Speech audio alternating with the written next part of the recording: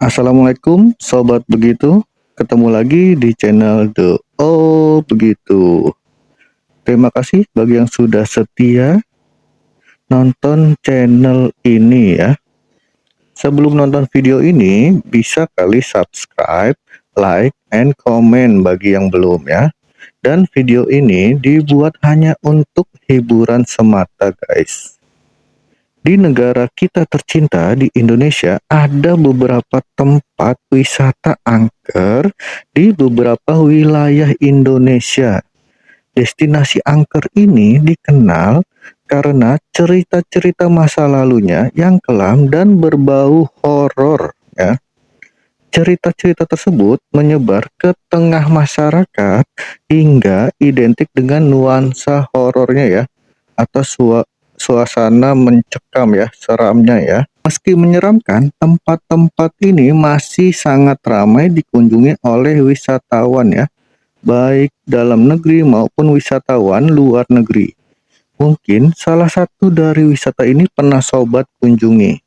Mengutip dari berbagai sumber ya, berbagai informasi, berikut 9 tempat wisata yang dikenal angker dan menakutkan, tapi masih terawat dan bisa Anda kunjungi sampai saat ini juga. Untuk tempat wisata angker yang pertama itu ada di Lawang Sewu ya. Di Kota Semarang ada tempat wisata ikonik bernama Lawang Sewu.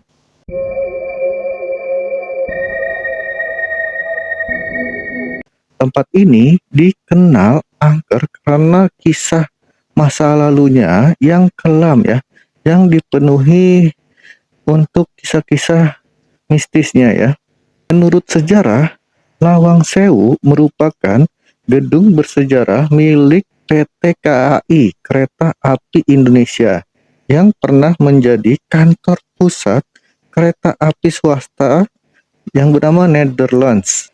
Desain bangunan Lawang Sewu ini bergaya ala Eropa, Art Deco, yang khas dengan jumlah pintunya yang konon mencapai lebih dari 1000 pintu. Banyak cerita mistis yang beredar di masyarakat ya. Contohnya ada cerita bahwa sebelumnya Lawang Sewu menjadi tempat penjara yang kelam dan ada bunker bawah tanahnya yang memiliki lorong-lorong misterius, sangat misterius. Gua sendiri pernah ke Kota Semarang. Ya, rencananya memang gue ke Kota Semarang itu salah satunya ingin mengunjungi Lawang Sewu. Namun gagal karena pada saat itu gua kesorean ya. Jadi Lawang Sewunya sudah tutup. Ya, sekedar informasi, Lawang Sewu ini bukanya dari jam 8 sampai jam 4 sore. Jadi bagi sobat yang ingin mengunjungi Lawang Sewu jangan sampai kesorean. Lawang Sewu ini selain menyimpan banyak nilai sejarah yang ditinggalkan ya, bangunan ini dibangun pada tahun 1904 oleh Belanda. Itu juga terkenal angker ya. Banyak juga warganet yang mempublikasikan kisah horornya di media sosial mereka terkait Lawang Sewu tersebut. Untuk kisah-kisah mistis mengenai tentang Lawang Sewu itu ada banyak kisahnya ya. Salah satunya ada kisah tentang hantu Noni Belanda.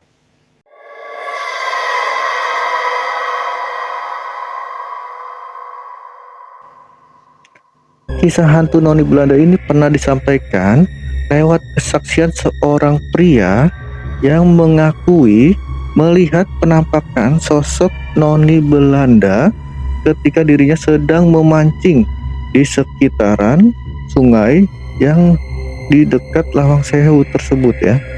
Pria itu mengakui sosok si Noni Belanda ini memang tidak mengganggu dia, tapi hanya mondar-mandir dengan menampilkan wajah pucatnya yang cantik bersimbah darah dengan tersenyum.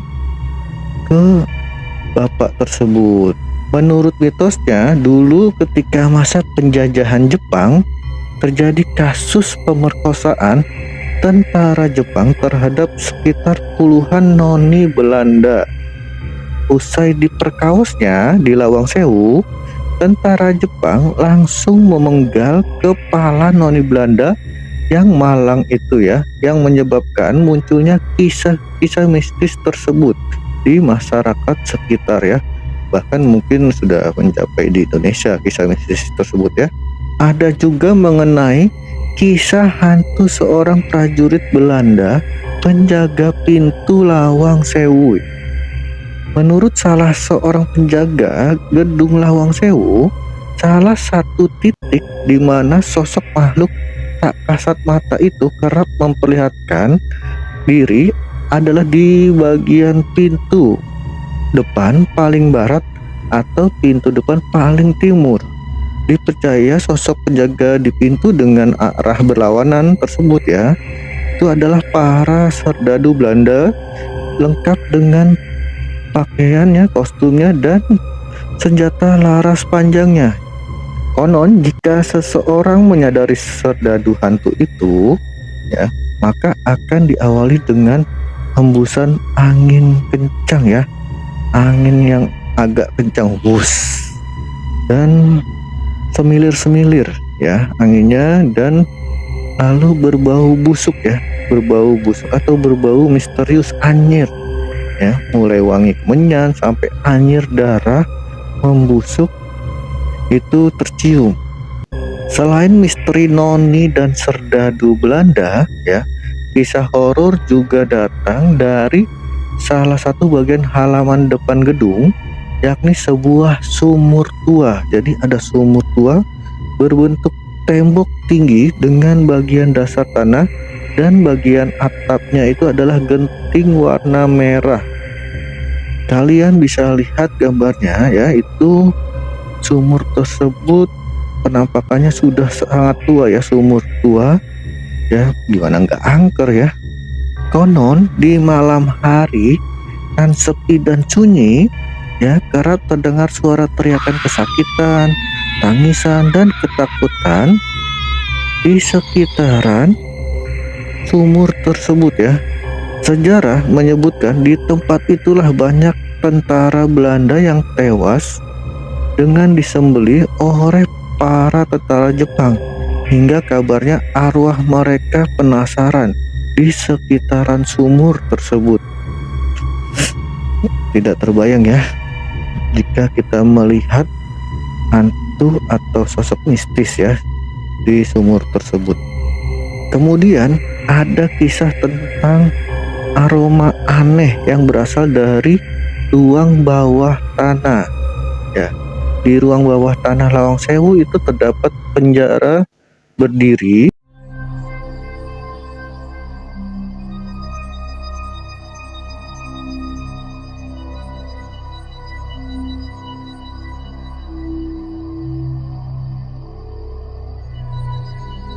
ya. Jadi penjaranya itu berdiri, tidak bisa buat tiduran ya.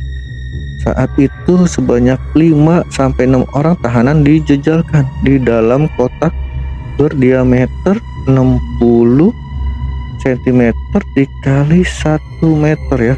Jadi tingginya 1 meter. Nah, bagaimana caranya itu ya? Karena biasanya tinggi orang saja lebih dari 1 meter. Jadi para tahanan itu berdiri berdasarkan, kemudian ditutup pintu besi sampai mereka semua mati ya. Mungkin berdirinya itu tidak full sampai berdiri ya, mungkin agak bongkok sedikit ya, agak bongkok karena tingginya hanya 1 meter saja. Dan jika masih ada yang hidup saat di penjara berdiri tersebut itu, maka yang hidup itu kepala mereka akan dipenggal dan mayat dibuang ke sungai kecil di samping Lawang Sewu. Jadi jika 5-6 orang tersebut tidak semuanya mati, ada 1 orang yang masih hidup, itu tetap saja kepala mereka akan dipenggal. Jadi ya sama saja, mendingan mati sekalian di penjara berdiri tersebut ya daripada dipenggal menurut gua. Konon karena aksi penyiksaan di penjara berdiri itu, sampai kali ini masih bisa tercium oleh pengunjung aroma-aroma aneh, mulai seperti bau anyir, darah yang membuat bulu kuduk berdiri ya. Jadi pada saat ke situ banyak pengunjung yang mencium hal-hal tersebut ya. Dan masih banyak lagi sebenarnya untuk kisah-kisah horor yang beredar tentang kisah mistis yang berada di Lawang Sewu. Mungkin kalian bisa cari sendiri di website tentang kisah-kisahnya ya. Banyak sekali. Atau mungkin kalian bisa langsung kunjungi ke Lawang Sewu agar merasakan juga ya, bisa langsung merasakan untuk suasana seramnya ya. Wisata yang angker kedua itu ada di pemakaman Desa Trunyan di daerah Bali. Welcome to kuburan Trunyan dengan tulisan seperti tulisan Sanskerta gitu. Tempat wisata angker ini itu merupakan sebuah komplek pemakaman dengan tradisi tidak menguburkan jasadnya. Jadi orang yang meninggal jasadnya itu tidak dikuburkan.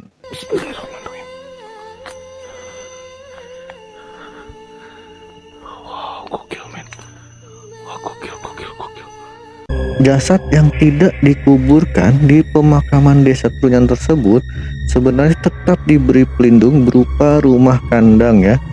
Jasad ini atau model penguburan ini yang dianggap tidak biasa ini banyak menarik wisatawan karena penasaran ya, rasa penasaran dan mengunjungi Desa Trunyan ya.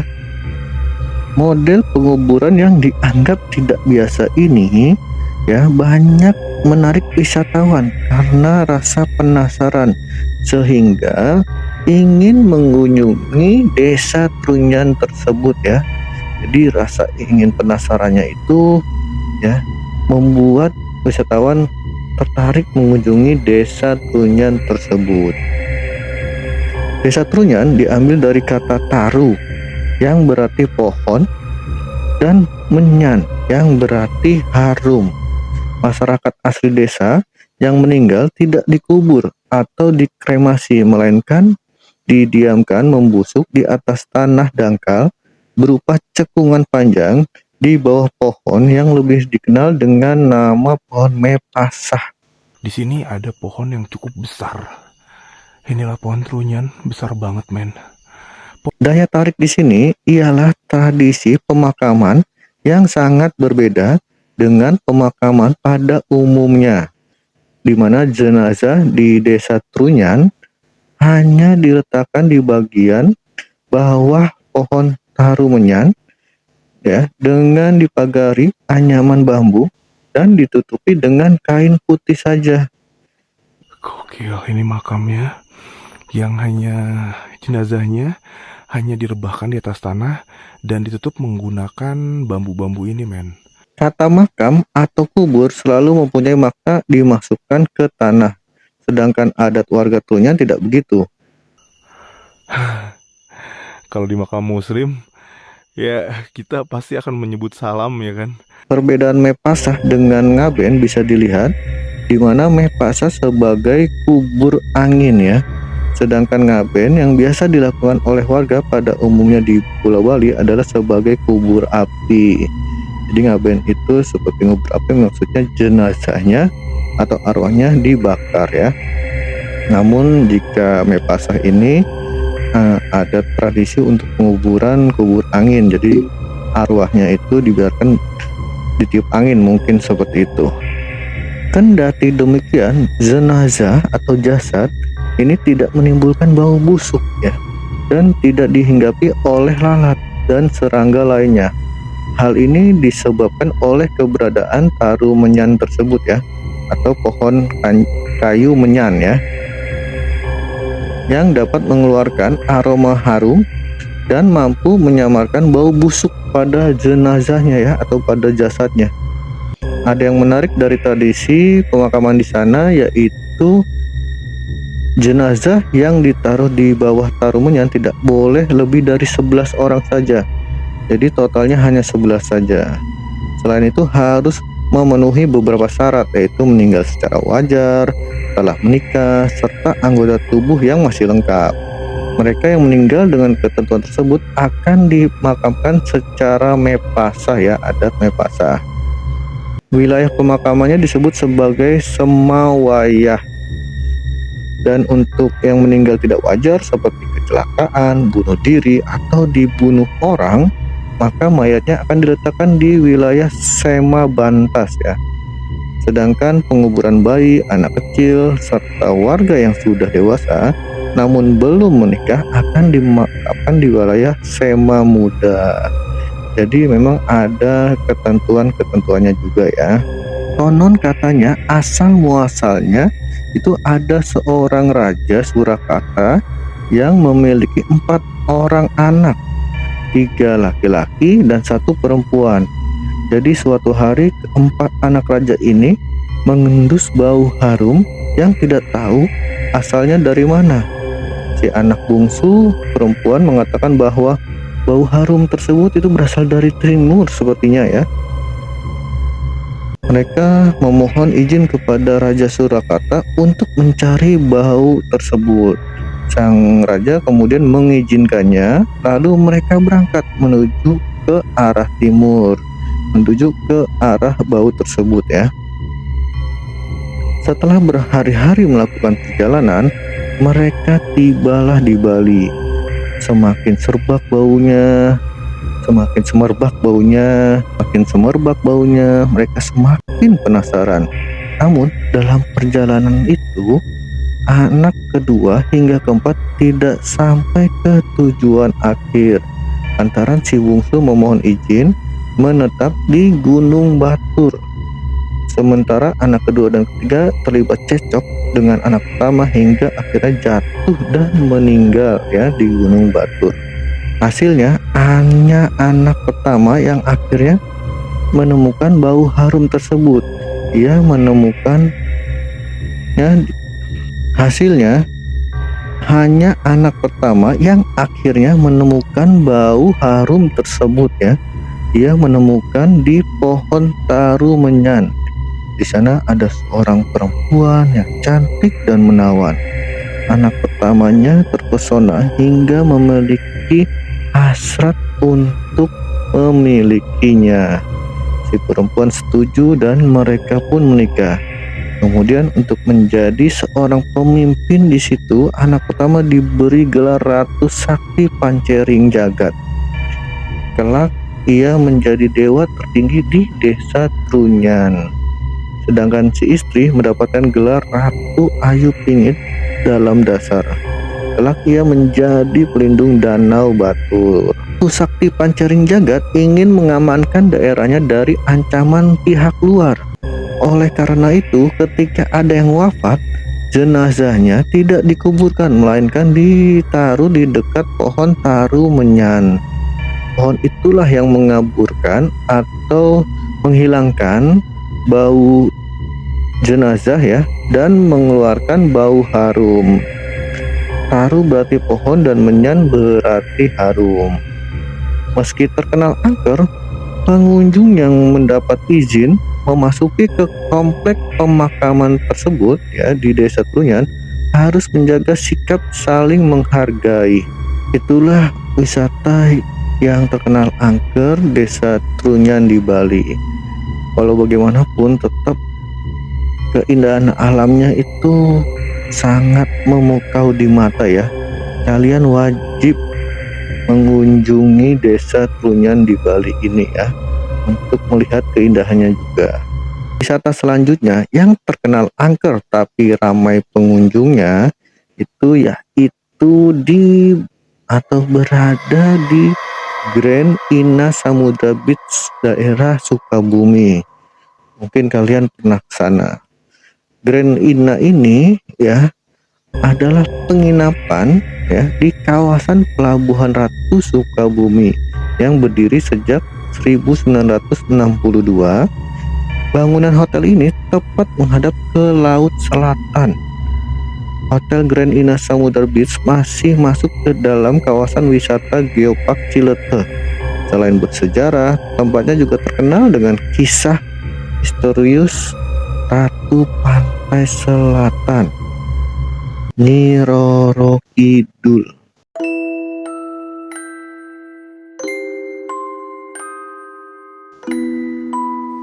Kabarnya, kamar nomor 308 di hotel tersebut ya merupakan area privasi bagi Nyi Roro Kidul dan hanya boleh dimasuki tamu-tamu tertentu saja. Misteri kamar 308 ini memang tidak ada habisnya untuk dibicarakan ya. Ketika kamar tersebut dibuka, di dalamnya penuh dengan sesajen, dan lukisan-lukisan Nyi Roro Kidul. Dan biasanya itu kebanyakan berwarna hijau ya, karena konon katanya Nyi Roro Kidul ini menyukai warna hijau. Berdasarkan penuturan dari pemandu ya kamar 308 Abah Jainal, adanya kamar khusus 308 ini berawal dari pertemuan Presiden Soekarno dengan Nyi Roro Kidul yang diadakan di Karangkursi. Setelah pertemuan itu pada tahun 1962, Presiden Soekarno langsung memulai proyek pembangunan Grand Indah Samudra Beach untuk memenuhi janjinya kepada Sang Ratu Pantai Selatan. Jadi banyak versi cerita mengenai fungsi dan kegunaan kamar khusus 308 ini. Ada yang mengatakan bahwa kamar ini sebagai bentuk penghormatan Presiden Soekarno kepada Nyi Roro Kidul. Ada juga mitos yang beredar bahwa kamar tersebut merupakan pintu gerbang masuk ya menuju kerajaan goib milik Ratu Pantai Selatan tersebut ya. Selain itu, beberapa orang juga percaya bahwa kamar 308 tersebut merupakan tempat peristirahatan dari Nyi Roro Kidul. Terlepas ya dari berbagai versi kepercayaan, sampai sekarang kamar 308 masih sering dikunjungi oleh orang-orang yang membuat misteri kamar 308 Pelabuhan Ratu semakin membuat penasaran. Misteri kamar 308 Pelabuhan Ratu identik dengan lukisan Nyi Roro Kidul yang konon katanya hidup ya. Jadi banyak yang menceritakan bahwa lukisan tersebut hidup ya. Matanya bisa melirik seperti berkedip ya. Pokoknya intinya seperti kayak hidup saja lukisan tersebut ya. Menurut pengakuan beberapa orang yang sudah mengunjungi kamar 308 tersebut, mereka mengalami kejadian mistis ya yang membuat bulu kuduk berdiri seketika.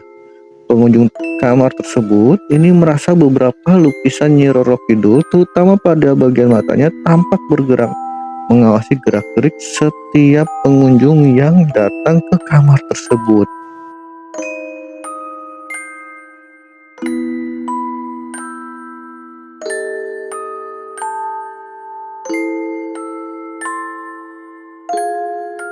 Tidak hanya pengunjung saja yang mengalami kejadian mistis, bahkan sang pelukisnya yaitu Basuki Bawono dan Basuki Abdullah juga mengalami kejadian yang luar biasa.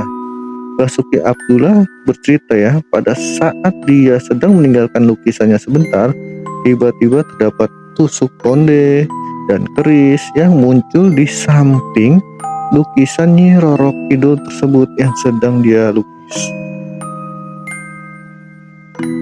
Tidak hanya sebagai sarana rekreasi, kamar 308 yang dibuka untuk umum tersebut tidak hanya sebagai sarana rekreasi, kamar 308 yang dibuka untuk umum tersebut juga sering dibuat untuk bersemedi atau bertawasul ya.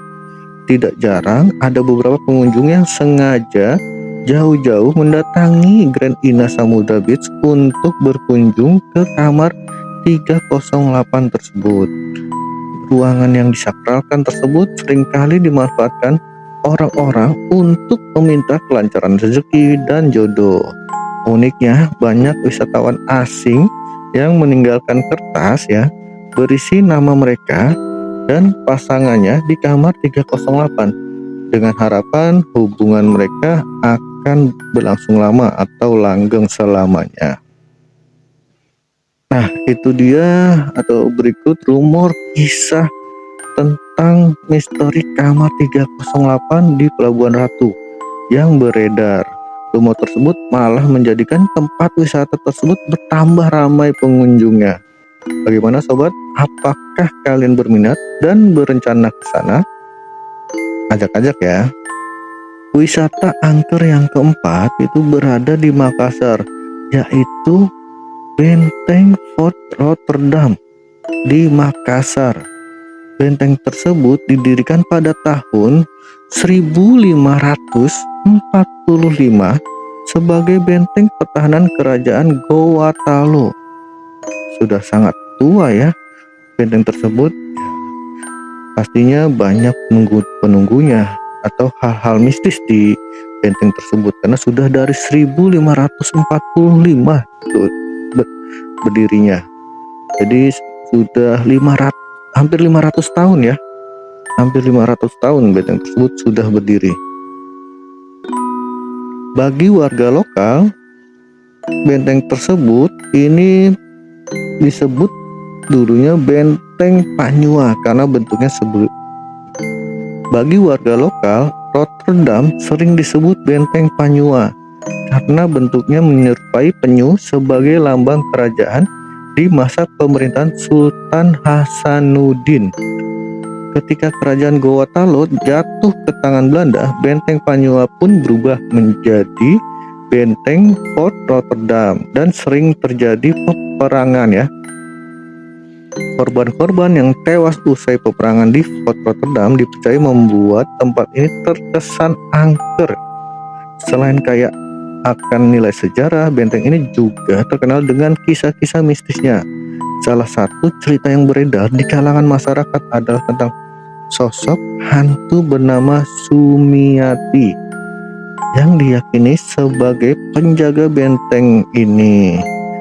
Sumiati disebut tidak suka jika ada pengunjung pria yang mengenakan baju merah. Jadi, bagi kalian yang ingin mengunjungi benteng tersebut, diharapkan tidak memakai baju merah, terutama pada pria ya. Meski begitu, banyak wisatawan yang datang ke benteng ini, baik untuk menikmati keindahan bangunannya maupun untuk mencoba merasakan pengalaman mistis dari mitos yang beredar. Ada rumor juga yang mengatakan taman bunga di dalam komplek benteng juga disebut-sebut sebagai tempat berkumpulnya kuntilanak, yakni makhluk halus dalam.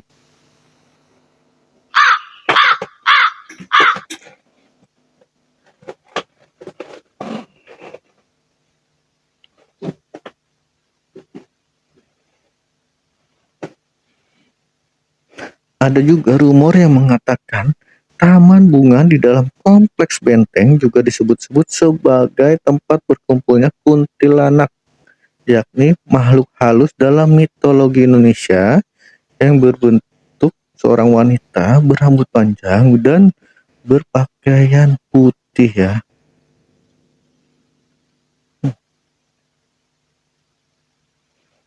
Lalu ada pengunjung yang melaporkan juga melihat sosok bayangan berpakaian militer Belanda pada malam hari, dan juga rumor penampakan pocong di terowongan yang berada di dalam benteng tersebut. Meski dibalik cerita horornya juga, hingga kini benteng Fort Rotterdam Makassar selalu aktif digunakan dalam beberapa event komunitas. Jadi masih ramai dikunjungi.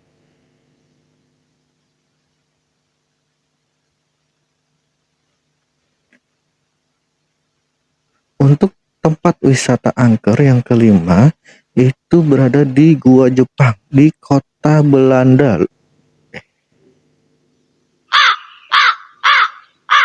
Selanjutnya untuk kota wisata.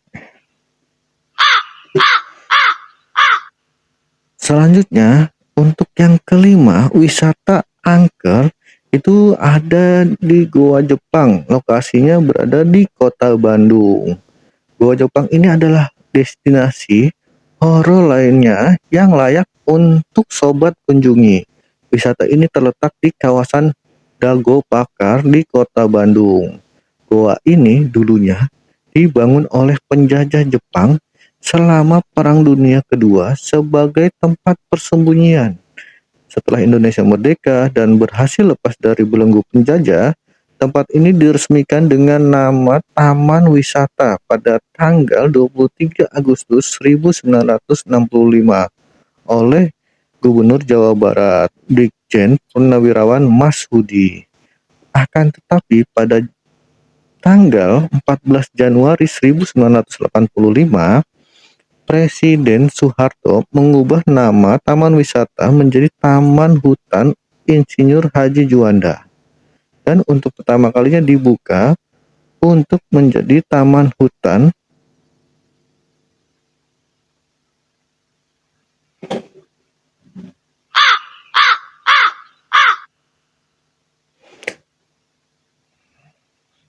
Goa ini dulunya dibangun oleh penjajah Jepang selama Perang Dunia Kedua sebagai tempat persembunyian.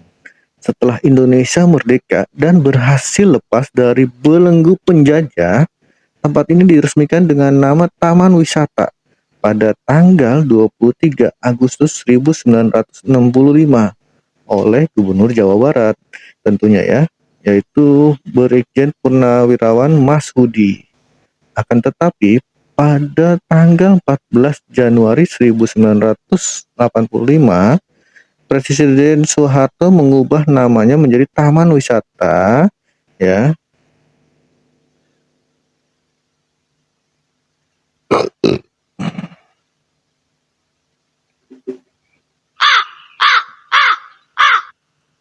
Pada 14 Januari 1985, Presiden Soeharto mengubah nama Taman Wisata tersebut menjadi Taman Hutan Insinyur Haji Juanda, dan untuk pertama kalinya dibuka untuk umum sebagai lokasi wisata masyarakat.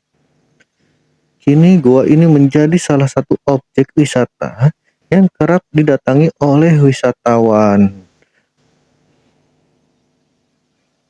Yang membuat goa ini banyak didatangi oleh masyarakat karena goa ini memiliki ukuran cukup besar ya, dengan lorong-lorong ventilasi yang menghiasi beberapa sudut. Sebelum memasuki bibir gua, pohon-pohon besar yang diperkirakan sudah berusia puluhan hingga ratusan tahun tumbuh di sekitar ya, tumbuh subur ini di sekitar jalan ya, jalan masuk menuju gua tersebut. Jadi kita pas saat masuk ke gua itu di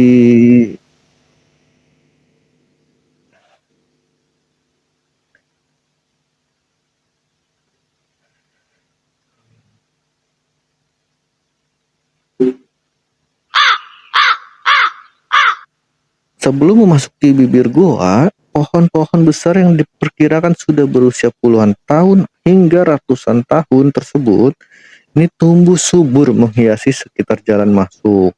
Jadi kita pas saat datang ke gua tersebut itu disambut oleh pohon-pohon besar pas saat di gerbang masuknya. Bahkan akar-akar pohon tembus sujud, bahkan akar-akar pohon tersebut sampai menjulur ke bawah menutupi badan goa yang tampak sudah begitu tua. Hal tersebut menambah aura goa Jepang ini jadi lebih mistis atau lebih horor ya. Meski udara di sekitar goa sejuk dan pemandangannya indah, nuansa mistis tetap terasa kuat di dalam goa yang lembab dan gelap. Terdapat kepercayaan bahwa pengunjung yang masuk ke gua ini dilarang menyebut kata lada, yang berarti pedas ya dalam bahasa Indonesia. Itu lada itu bahasa Sunda ya. Mitos menyebutkan bahwa barang siapa yang melanggar akan diganggu oleh arwah yang menghuni gua tersebut. Di samping goa Jepang, ada juga goa Belanda yang menyimpan cerita angker serupa. Jadi jika kalian ke sana jangan sampai menyebut kata lada jika tidak mau hal-hal yang tidak diinginkan terjadi pada kalian. Lalu konon katanya lorong kedua dan ketiga di goa Jepang tersebut dulunya adalah lokasi jebakan yang digunakan sebagai pertahanan tentara Jepang dari musuh. Pada proses pembangunan goa ini, pihak Jepang banyak mempekerjakan orang Indonesia. Saat itu orang-orang Indonesia yang menjadi pekerja tidak diperhatikan kesehatan dan kesejahteraannya. Oleh karenanya banyak pekerja itu yang tewas selama proses pembangunan goa tersebut.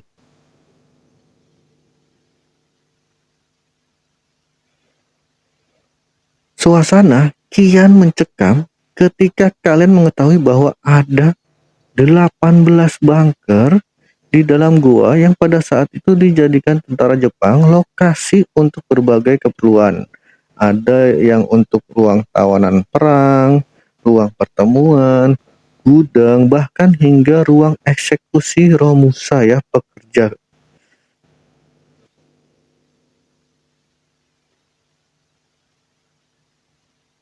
Gua sendiri ini pernah ke gua Jepang ini ya pada siang hari. Ya, walaupun pada siang hari saat itu gua tetap merasakan suasana seremnya ya. Jadi bulu kuduk gua itu tetap berdiri walaupun gua kesananya pada siang hari itu bersama teman-teman gua 4 orang. Tetap aja itu horor.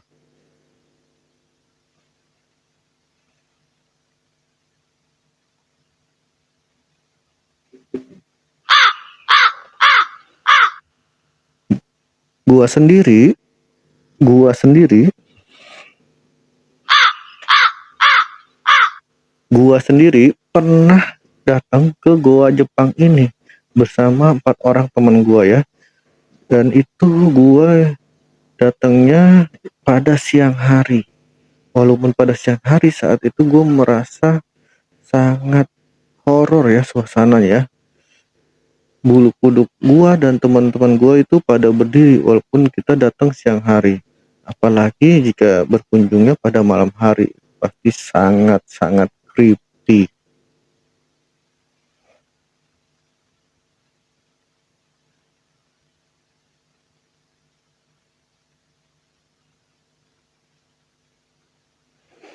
Beralih ke wisata selanjutnya, yaitu yang keenam, ada di Taman Nasional Alas Purwo, Banyuwangi ya. Dilansir dari situs resmi ya, Direktorat Jenderal Konservasi Sumber Daya Alam dan Ekosistem, pada 1930, Alas Purwo merupakan suaka marga satwa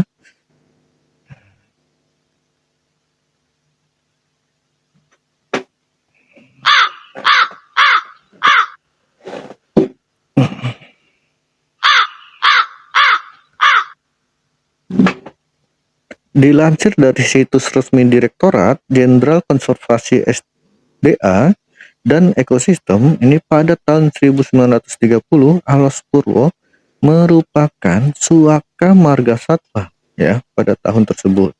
Kemudian pada tahun 1992 berubah menjadi Taman Nasional berdasarkan keputusan Kementerian Kehutanan. Taman Nasional Alas Purwo di Banyuwangi, Jawa Timur bukan hanya terkenal karena keindahan alamnya, tetapi juga cerita mistis juga yang melekat pada hutan ini.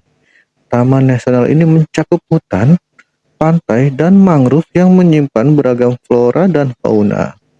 Namun di balik keindahannya, Alas Purwo dikenal sebagai tempat yang dianggap angker.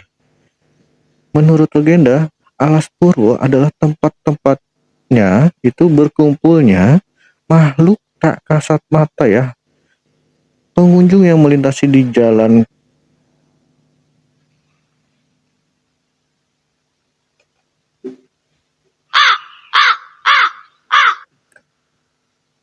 Pengunjung yang melintasi jalan di kawasan ini sering disarankan untuk membunyikan klakson 3 kali sebagai bentuk penghormatan ya. Suasana mistis ini menarik wisatawan yang ingin merasakan sensasi berbeda saat berada di tengah alam liar.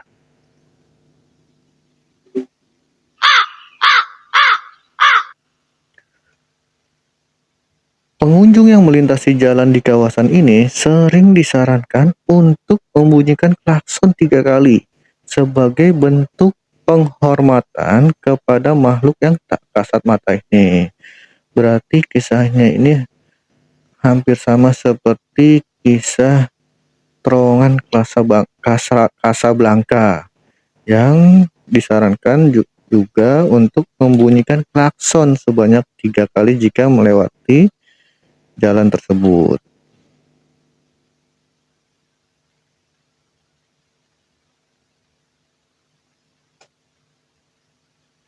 Suasana mistis ini menarik wisatawan yang ingin merasakan sensasi berbeda saat berada di tengah alam liar.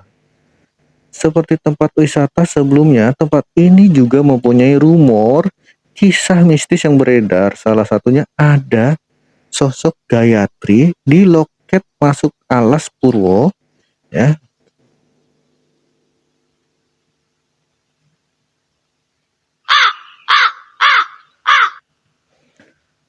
Seperti tempat wisata sebelumnya, tempat ini juga mempunyai rumor kisah-kisah mistis yang beredar. Salah satunya ada kisah sosok Gayatri di loket masuk Alas Purwo. Konon katanya Gayatri sering menampakkan diri di loket masuk tepat di sebelah kanan gapura selamat datang. Gayatri diyakini sebagai salah satu sok jin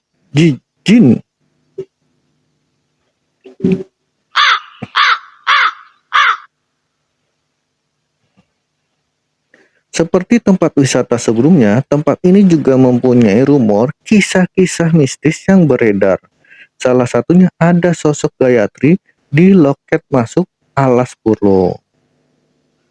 Konon katanya, Gayatri sering menampakkan diri di loket masuk, tepatnya itu di sebelah kanan gapura selamat datang.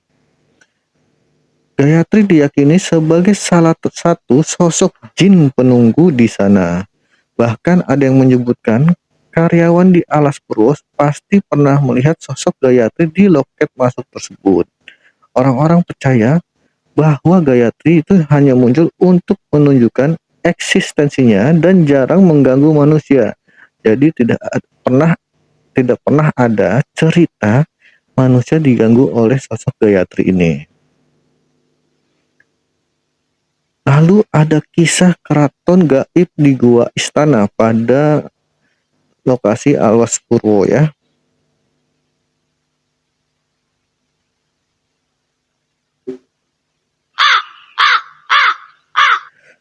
Lalu ada kisah tentang keraton gaib di Gua Istana yang berada di Alas Purwo.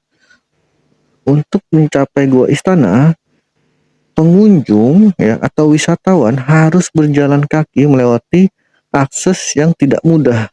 Lokasinya tidak jauh dari Pantai Pancur. Para pelaku spiritual biasanya menggunakan gua ini untuk bertapa. Ya, pelaku spiritual tersebut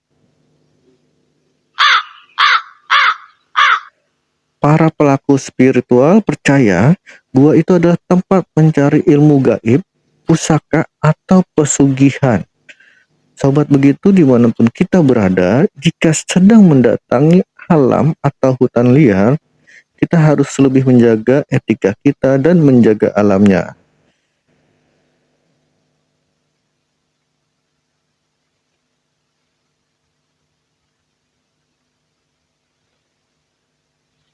Selanjutnya wisata angker yang ketujuh itu Gua Kontilola di daerah Papua, di kawasan Lembah Baliem, Wamena, Papua. Itu terdapat sebuah goa yang dikenal dengan nama Goa Kontilola. Perjalanan ke Gua Kontilola ini tidak mudah ya sobat. Pengunjung harus mendaki perbukitan yang cukup terjal dan menaiki anak tangga untuk mencapai mulut gua tersebut. Gua ini sebenarnya sama dengan gua-gua lainnya yang gelap, lembab, dan banyak kelelawar. Gua ini menarik perhatian karena adanya lukisan-lukisan misterius di dinding goa yang menggambarkan sosok yang tampak bulat dan gundul, menyerupai alien. Banyak yang percaya bahwa gua ini adalah tempat tinggal makhluk asing atau alien yang tersesat pada zaman dulu. Meski begitu, pesona gua ini tidak hanya terbatas pada cerita-cerita mistis, tetapi juga keindahan alam yang berbentuk di dalam gua tersebut yang sangat indah dipandang mata. Bagi mereka yang tertarik pada destinasi horor, gua ini menawarkan pengalaman berbeda dari tempat wisata lainnya. Peneliti Balai Arkeologi Papua, yaitu Haru Suroto, menjelaskan bahwa lukisan itu menceritakan soal manusia, jadi bukan tentang alien. Sehingga dia membantah kabar bahwa itu adalah alien. Dikatakan Gua Kontilola ini memiliki ukuran yang sangat luas dan permukaan guanya itu sangat datar, sehingga cocok untuk dihuni manusia prasejarah. Sementara itu terkait lokasi lukisan yang berada di ketinggian, jadi lukisan tersebut ada 4 lukisan itu berada di ketinggian gua tersebut ya. Dan Haru ini mengatakan itu sebagai bentuk penghormatan ya, karena zaman dahulu itu ya berkaitan dengan penghormatan nenek moyang, jadi ditempatkan lukisannya itu pada bagian gua yang tertinggi. Pada masa prasejarah, tempat tinggi ini dianggap tempat suci dan sebenarnya konsep seperti itu umum dilakukan di tempat-tempat lain hingga kini.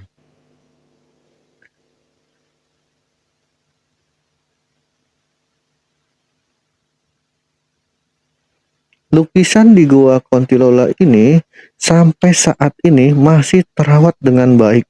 Sementara itu banyak peneliti hingga wisatawan yang cukup penasaran dengan lukisan tersebut.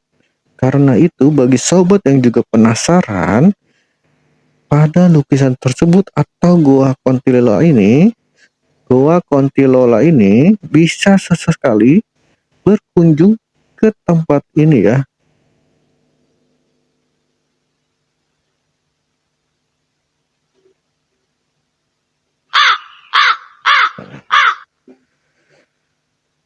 Selanjutnya, tempat wisata yang ke-8 itu ada di Gunung Kawi, daerah Malang. Nama Gunung Kawi ini populer sebagai gunung pesugihan karena berkaitan dengan makam-makam tokoh masyarakat yang ada di pegunungan tersebut ya. Meskipun mempunyai landscape alam,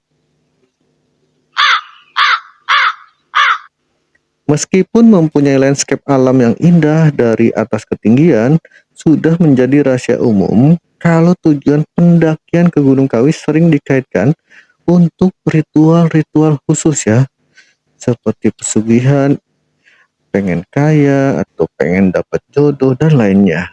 Salah satu spot yang paling banyak dikunjungi oleh pengunjung itu adalah Pasarean atau pemakaman yang dikeramatkan di Gunung Kawi. Mitosnya itu banyak orang rela mendaki Gunung Kawi untuk memuja dan maksud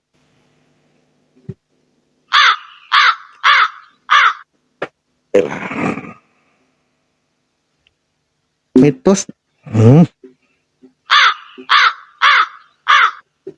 mitosnya banyak orang rela mendaki Gunung Kawi untuk memuja dengan memaksud ya meminta kekayaan secara instan atau secara cepat. Bahkan dikabarkan juga bahwa terdapat banyak tempat petilasan kuno di gunung tersebut.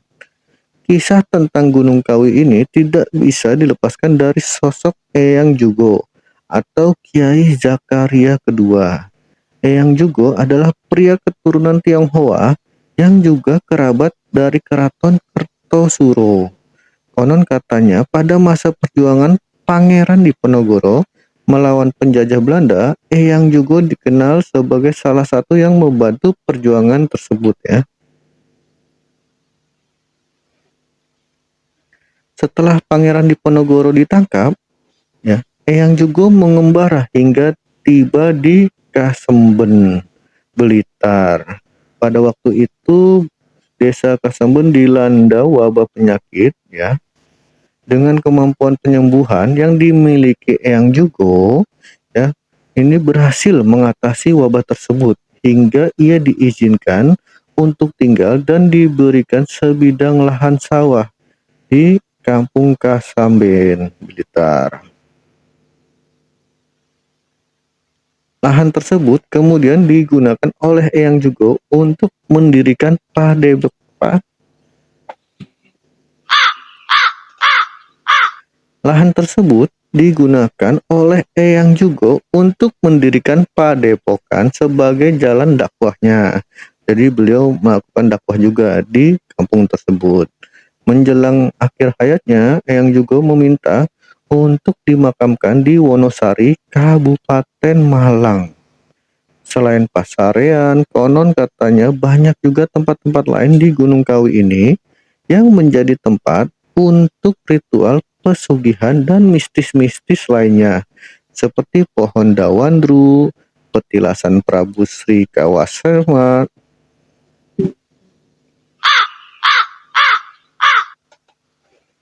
seperti pohon dawandru, lalu petilasan Prabu Sri Sri Kameswara, seperti pohon dawandru, lalu petilasan Prabu Sri Kameswara, dan air bertuah, di mana dipercaya sebagai tetesan air zam-zam dan diyakini mampu menyembuhkan berbagai macam penyakit air bertuah tersebut.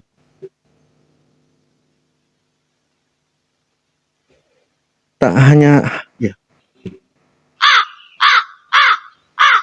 tak hanya hal itu, hal-hal mistis, tak hanya itu,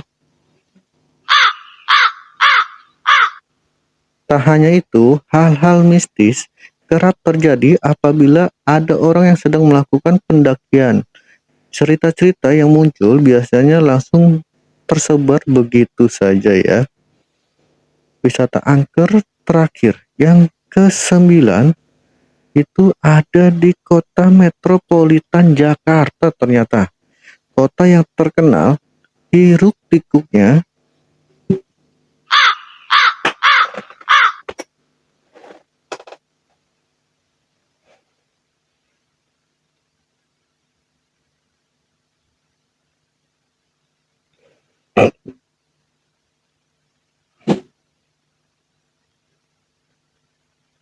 Wisata angker terakhir yang ke-9 itu ternyata di kota metropolitan Jakarta, kota yang terkenal hiruk pikuknya, aktivitasnya 24 jam nonstop, itu ternyata ada juga wisata yang angker ya. Suasananya horor ya.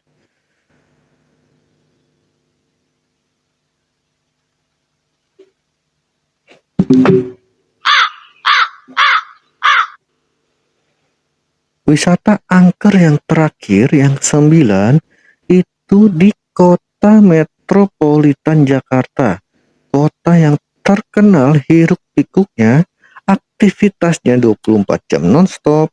Ternyata ada juga wisata yang angker. Suasananya mistis, cerita-ceritanya, kisah-kisahnya itu penuh dengan mistis. Di mana itu? Ada di Museum Taman Prasasti Jakarta.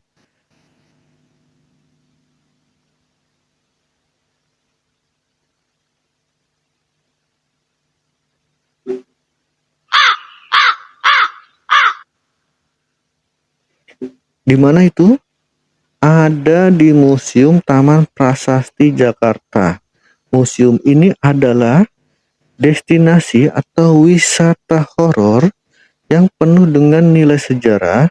Dulu tempat ini adalah pemakaman ya bagi orang asing yang tinggal di Batavia pada masa kolonial Belanda. Bagaimana tidak horor ya? Bekas pemakaman pasti horor. Di lahan seluas 1,3 hektar ini terdapat banyak nisan dan prasasti kuno yang tersusun rapih ya. Meski kini telah menjadi museum, kesan angker tetap melekat. Suasana kelabu dan haru terasa ketika pertama masuk ke area museum prasasti. Dengan daun berguguran menyambut kehadiran pengunjung yang datang. Di tengah area museum Taman Prasasti juga terdapat sebuah terop yang di bawahnya terdapat dua coffin atau dua peti mati ya berwarna coklat ya, peti mati kuno berwarna coklat ya. Kedua peti tersebut merupakan peninggalan dari presiden dan wapres pertama Indonesia, yaitu Soekarno dan Muhammad Hatta. Konon katanya kedua peti tersebut digunakan untuk mengangkut jenazah Soekarno dari RSPAD Gatot Subroto menuju Wisma Yaso. Wisma Yaso itu sekarang berubah ya atau diganti namanya, kini dikenal sebagai Museum Satria Mandala. Dan jenazah Bung Hatta menuju tempat menuju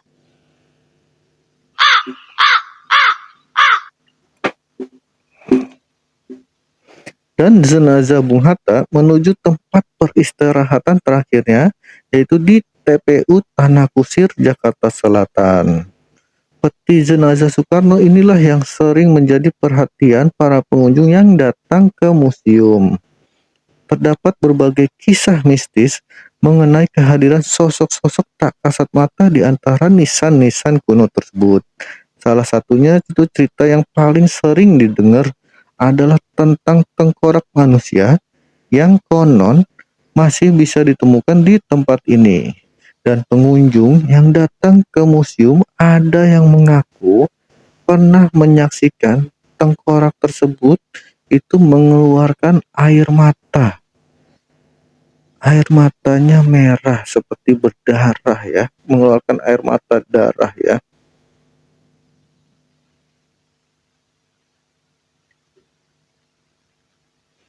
Museum ini menarik minat wisatawan yang ingin merasakan langsung suasana menyeramkan di tengah keramaian hiruk-pikuk kota Jakarta ya.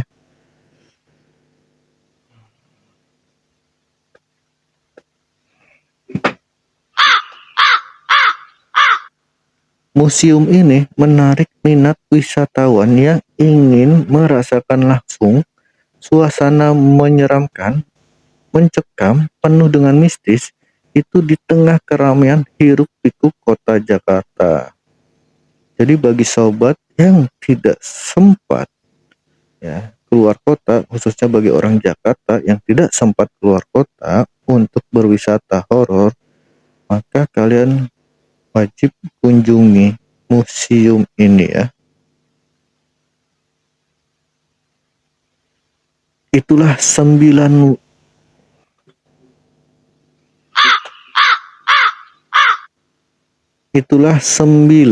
wisata terkenal angker yang berada di Indonesia, di negara kita tercinta. Sebenarnya tidak hanya di Indonesia saja ya, ada wisata angkernya. Di negara lain juga banyak wisata-wisata yang terkenal angkernya. Mungkin di video selanjutnya gue akan bahas wisata angker dari negara-negara lainnya.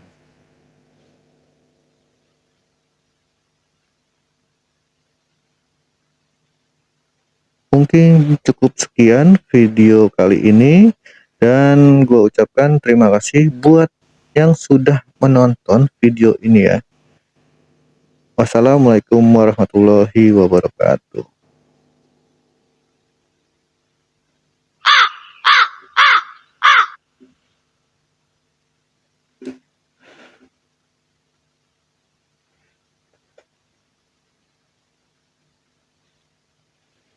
Video kali ini sampai sini saja ya sobat.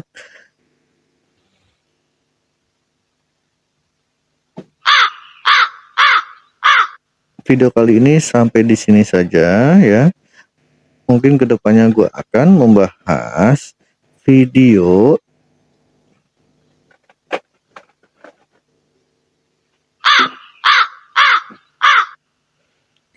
untuk video kali ini sampai di sini saja ya sobat. Mungkin video selanjutnya gue akan bahas dari negara lain tentang wisata angkernya juga ya. Terima kasih buat yang sudah menonton video ini. Wassalamualaikum warahmatullahi wabarakatuh.